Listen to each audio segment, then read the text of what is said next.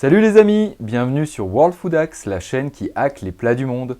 Aujourd'hui, nous allons faire un voyage en Louisiane pour goûter un gombo aux 3 saveurs. C'est parti!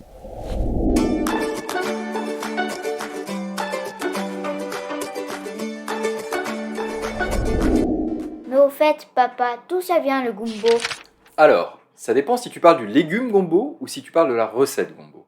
Le légume gombo est cultivé depuis l'Antiquité en Égypte et en Inde. Et aujourd'hui, l'Inde est le premier pays producteur avec le Nigeria et le Pakistan. Mais globalement, on le trouve un peu partout dans toutes les zones tropicales. Et notamment dans le sud des États-Unis, en Louisiane, où la recette gombo a été créée et existe depuis. En fait, il existe 3 recettes de gombo. Une recette plus de la Nouvelle-Orléans, dite gombo créole, une recette de gombo cadien et une recette de la rivière aux Cannes. Et moi, je prends le meilleur des 3 recettes pour toutes les mettre en une. C'est-à-dire que depuis la recette de la Nouvelle-Orléans, je garde les crustacés. La recette du gombo cadien, je lui prends son roux français qui donne cette texture si particulière. Et du gombo de la rivière aux Cannes, je garde le côté fumé avec le paprika fumé et la saucisse de morteau. De plus, je modifie un petit peu les choses en enlevant la moitié de la quantité de gombo théorique et en remplaçant par des tomates, ce qui va donner un petit goût en plus qui lui apporte sa dose de perfection. Et pour notre gombo, que nous faut-il, Benji? Belle saucisse de morteau, 14 crevettes Black Tiger, déveinées et décortiquées, 500 g de blanc de poulet, 600 g de gumbo, ça fait à peu près ça, 400 g de tomates hachées, 4 branches de céleri, un poivron vert long, c'est important, une demi-botte de persil plat, sauf que nous on avait du persil frisé et ça marche aussi. Un gros oignon ou 2 petits, ça marche aussi. 3 gousses d'ail, 3 belles échalotes, 3 cubes de bouillon de volaille, si possible de poule. 2 cuillères à café d'épices cajun. 6 cuillères à la soupe de paprika fumé, 50 g de beurre, 50 g de farine, c'est pour faire un roux. Et surtout, beaucoup d'amour.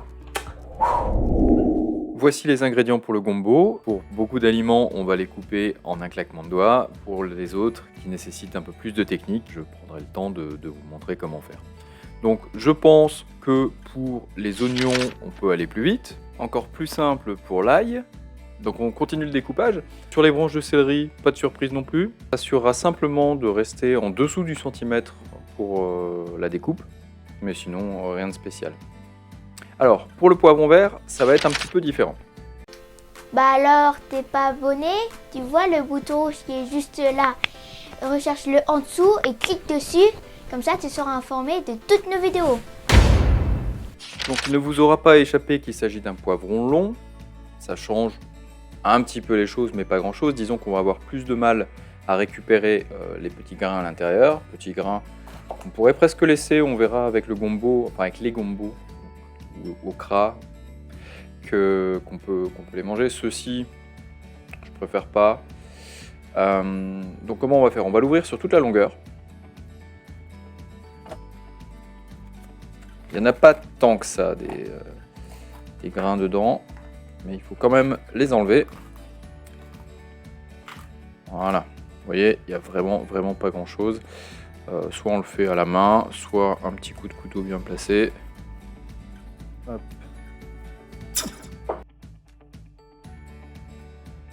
Faire d'abord des longues lamelles et de venir ensuite en transverse.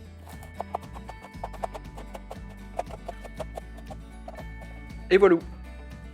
Donc pourquoi un poivron long? Tout simplement parce qu'il a plus de goût et qu'il est moins amer qu'un poivron vert normal. Alors c'est très subtil, hein, faut pas s'attendre à une révolution gustative. Mais pour mon gombo, c'est indispensable d'utiliser ce poivron-là. Ça se trouve très bien chez Grand Frais. Et pour la partie gombo, alors là, c'est une autre histoire. Donc, le gombo va se manger en entier à l'exception de la tête et la queue. Donc, on va enlever ceci et couper voilà, un petit bout. Mais sinon, tout le reste se mange. Et quand je dis tout le reste, c'est également l'intérieur. On voit que l'intérieur est fait en fait d'une sorte de forme de fleur, où on va retrouver des grains très semblables à des poivrons en fait. Et il a la forme d'un piment, mais il n'est absolument pas piquant. Et le fruit en est rempli. Alors je peux prendre un petit bout pour vous montrer. Voilà, en fait, il est intégralement rempli de ces petits grains. Ce qui fait que si vous essayez d'enlever ces petits grains, il ne vous reste plus grand chose à manger. Ça tombe bien, ces petits grains se mangent, sont absolument digestes, donc on va les garder. Et le gombo en fait se présente, le gombo le plat, cette fois-ci se présente décidément comme ceci, en faisant des tranches d'un demi-centimètre. Alors encore quelques infos concernant ce gombo. Déjà, c'est au sujet de sa texture. En fait, vous vous rendrez compte en le coupant, il a une texture un peu gélatineuse à l'intérieur, un peu gluante. Là, ça se voit pas très bien, mais si on regarde le couteau, on voit de quoi je parle. C'est également vrai selon son état de maturité, sa provenance, la saison, pour sa peau. Donc on peut très bien, si on n'est pas très fan, le passer soit à l'eau et au torchon, ou utiliser également du gros sel pour frotter un petit peu, comme on ferait avec des crônes par exemple. Voilà. Et puis, je vous ai pas parlé du nom du gombo. La dénomination la plus connue est okra, puisque c'est ainsi qu'on l'appelle dans globalement toute l'Afrique, et puis également en Louisiane. À l'île de la Réunion, on va l'appeler lalo. En Guyane, ce sera plutôt kalou. Et en Haïti, kalalou. Mais ce sont tous des synonymes pour ce fruit qu'on peut appeler également gombo. Pour la morteau, moi j'ai ma petite technique de découpe, donc je vous la montre. Évidemment, je décapite en haut et en bas. Et après, je vais couper dans la longueur et dans deux sens orthogonaux. Ce qui va me permettre ensuite, par une coupe transversale, d'avoir des morceaux exactement à la bonne taille. Voilà. Donc là, par contre, c'est un petit peu dur parce que la saucisse commence un petit peu à dater. Et puis, depuis le temps que je tourne la vidéo, elle a eu le temps de se ramollir. Mais voilà globalement l'idée. Et après, il ne reste plus qu'à couper comme une baguette de pain.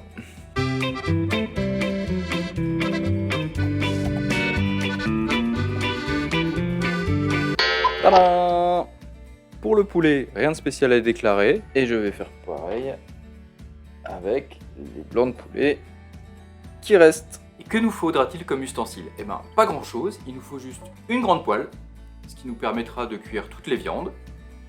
Et il nous faudra également un faitout de bonne contenance. Moi, j'utilise le bas d'un couscoussier 2 étages plus son couvercle.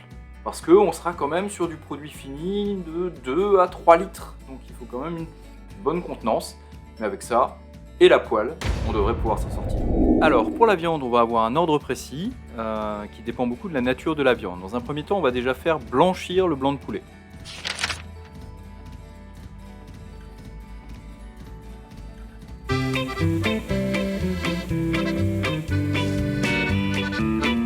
J'insiste sur le terme blanchir et non dorer. Le but c'est juste qu'il ne soit pas cru, puisqu'il va de toute façon continuer à cuire encore à la poêle avec les autres viandes et dans le faitout après.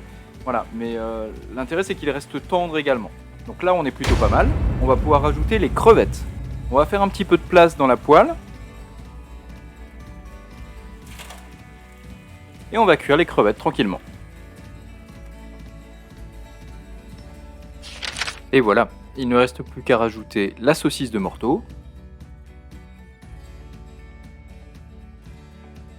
Alors pourquoi on réalise les choses dans cet ordre? C'est parce que sans ça, le poulet ne pourrait pas blanchir, les crevettes ne pourraient pas cuire, et du coup la saucisse de morteau aussi va dégorger un petit peu. Voilà, 5 minutes ont même suffi, puisque de toute façon là le but c'est vraiment à peine saisir la saucisse, qu'elle dégorge du fumet qui s'imprègne dans le poulet et les crevettes, et réciproquement. De toute façon, tout ça va encore cuire dans le bouillon, donc c'est pas la peine de le surcuire, on va juste assécher la viande si on continue comme ça. Donc on va réserver de côté ces viandes, et on va pouvoir s'attaquer à la cuisson des légumes. Donc dans mon faitout, je vais faire venir suer mes oignons, comme ceci, et on va maintenant rajouter l'ail, les échalotes, le poivron et le céleri pour encore 3 minutes. Voilà, on va maintenant ajouter les gombos pour encore 3 minutes.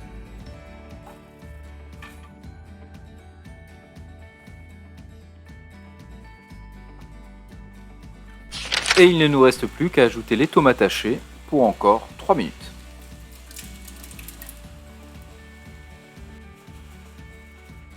À partir de là, on va avoir trop de matière pour cuire de manière homogène tous les ingrédients. Ça tombe bien, c'est le moment où on va rajouter du liquide et pour ça, on va préparer le roux. Je vais donc dans une casserole rajouter le beurre. Alors oui, évidemment, tout à l'heure j'ai oublié de vous dire, il faudra aussi une casserole. Et je vais le laisser fondre et pendant ce temps-là, je vais faire chauffer 1 litre d'eau dans lequel je veux diluer 2 bouillons de poule. Et je vais faire brunir mon beurre. Donc je vais d'abord le faire blondir. Et là, il commence à brunir. Je vais pouvoir rajouter ma farine. Et là, il faudra battre très énergiquement.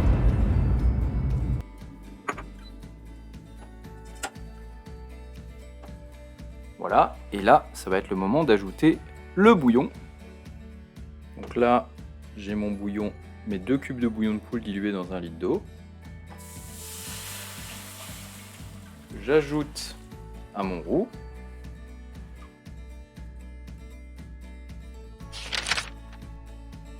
Et on va pouvoir le rajouter aux légumes.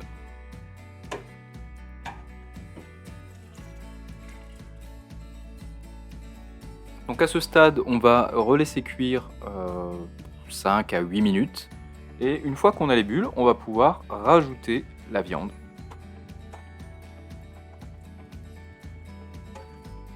Donc on voit à nouveau que la quantité d'aliments dans l'eau est un peu importante. Ça tombe bien, tout était calculé. On va rajouter le dernier demi-litre de bouillon.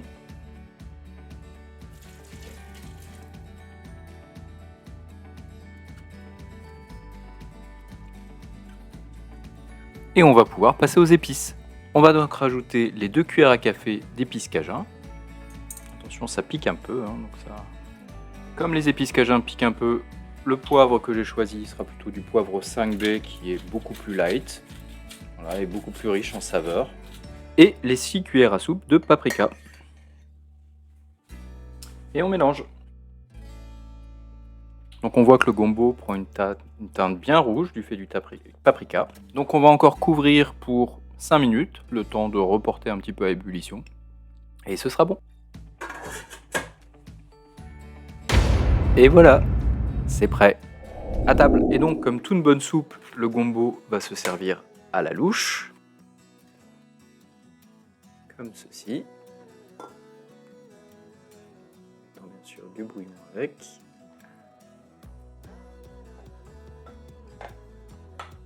Voilà. Et voilà, il n'y a plus qu'à manger. Donc c'est parti pour la séquence dégustation. On va goûter notre gombo et s'assurer qu'il est vraiment excellent. Alors.